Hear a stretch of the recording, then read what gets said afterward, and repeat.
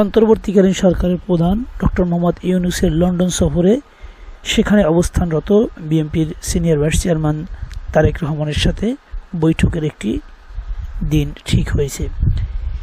এই বিষয়টিকে গুরুত্ব দিয়ে সবগুলো সংবাদ মাধ্যম সংবাদ প্রকাশ করেছে। মূলত আশা করা হচ্ছে যে অন্তর্বর্তীকালীন সরকার এবং বিএনপির মধ্যে নির্বাচন নিয়ে যে একটি সময়সীমা নিয়ে যে দ্বন্দ্ব রয়েছে সেটি এই বৈঠকের মাধ্যমে সমাধান হবে। বিএনপি বারবারই বলে আসছিল যে আগামী ডিসেম্বরের মধ্যে জাতীয় সংসদ নির্বাচন আয়োজন করার। অন্যদিকে প্রধান উপদেষ্টা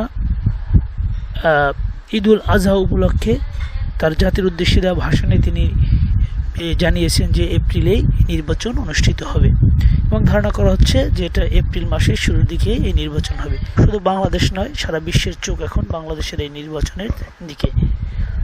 তো মূলত বাংলাদেশে এখন বর্তমানে যতগুলো রাজনৈতিক দল রয়েছে তার মধ্যে প্রধান রাজনৈতিক দল বিএনপি।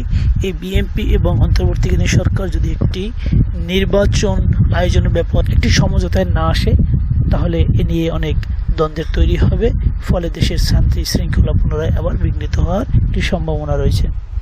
তো আশা করা হচ্ছে যে প্রধান উপদেষ্টার সাথে তারেক রহমানের এই বৈঠকের মাধ্যমে এই সমস্যার সমাধান হবে।